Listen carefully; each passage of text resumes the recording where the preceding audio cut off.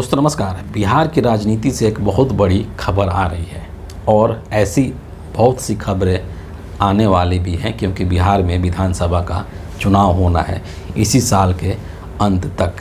खबर जो है वो लालू परिवार से है और इससे लालू परिवार की, लालू प्रसाद यादव की मुश्किलें बढ़ सकती है। खबर ये है कि हमारे देश की जो राष्ट्रपति हैं द्रौपदी मुर्मू, उन्होंने लालू यादव के खिलाफ़ मुकदमा चलाने की मंजूरी दे दी है। और जो मामला है, जिस मामले में मुकदमा चलाने की मंजूरी राष्ट्रपति के द्वारा दी गई है, वो लैंड फॉर जॉब स्कैम है। यानी कि नौकरी के बदले ज़मीन जो घोटाला है उसी से संबंधित ये मामला है। और इसी घोटाले में मनी लॉन्ड्रिंग की गई थी, इसी से संबंधित ये पूरा मसला है, जिस पर कि काफ़ी समय से जांच चल रही है ईडी के द्वारा। और समय समय पर लालू यादव को, इनके बेटे को या परिवार के अन्य सदस्य को भी ईडी के द्वारा पूछताछ के लिए बुलाया जाता रहा है। पिछले साल अगस्त में 2024 की अगर बात करें तो उसमें भी ईडी ने लालू को, तेजस्वी को और इनके परिवार के अन्य सदस्यों के खिलाफ आरोप पत्र दाखिल किया था, दायर किया था। और ये जो घटना है पूरा, ये जो स्कैम कह लीजिए कि लैंड फॉर जॉब स्कैम, ये उस वक्त की है जब लालू यादव रेल मंत्री हुआ करते थे। हालांकि जब लालू यादव रेल मंत्री हुआ करते थे तो उसके बारे में एक बहुत बड़ी उपलब्धि गिनाई जाती है, बताई जाती है कि उस वक्त जो है इंडियन रेलवे बहुत फ़ायदे में चल रही थी। और उसको लेकर के तमाम तरीके के रिसर्च भी किए गए कि आखिर इसके पीछे कारण क्या है। ऐसा क्या कर दिया बतौर रेल मंत्री लालू यादव ने कि इंडियन रेलवे जो कि हमेशा नुकसान में, हमेशा घाटा में चलती थी, फ़ायदे में चलने लगी।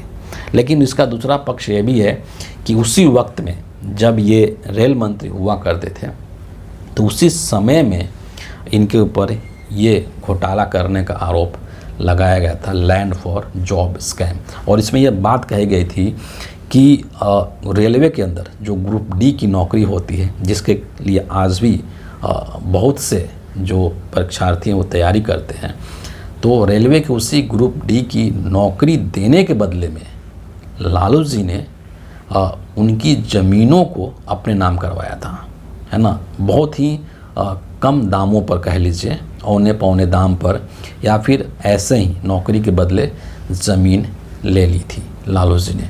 और ये को जो काम है, जो ईडी जो कहता है, ईडी का जो स्टेटमेंट है उसके अनुसार मैं बता रहा हूँ कि कई जगहों पर इस तरीके की ज़मीनें लालू ने ली है उन लोगों से जिनको कि इन्होंने रेलवे में ग्रुप डी की नौकरी देने का वादा किया था, पटना सहित और भी कई इलाकों पर। और ईडी ने ये भी इनके ऊपर आरोप लगाया है कि ज़मीनें इस रूप में ली गई थी उस वक्त में ताकि किसी को पता नहीं चले, है ना, कि ये ज़मीनें लालू को मिली है, लालू जी को मिली है, उनके परिवार को मिली है।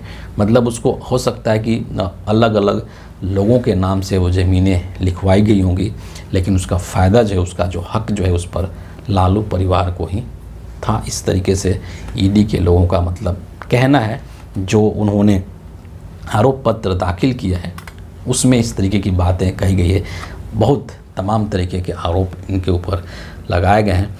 तो हो सकता है कि जब राष्ट्रपति महोदया ने मुकदमा चलाने की मंजूरी दे दी है तो इसके टाइमिंग को लेकर के सवाल किया जाएगा और इसको राजनीति से प्रेरित भी बताया जाएगा, क्योंकि जैसा कि सबको पता है कि अगले कुछ महीनों के अंदर बिहार में विधानसभा का चुनाव है। और मोदी जी के बारे में कहा जाता है कि जब जब किसी भी राज्य में चुनाव आता है तो मोदी जी अपने इन एजेंसियों का दुरुपयोग करते हैं अपने विपक्षियों को परेशान करने के लिए, है ना। तो बेशक से ये जो लैंड फॉर जॉब स्कैम जो है वो सच होगा, है ना, उस वक्त में किया गया होगा, हम मानते हैं।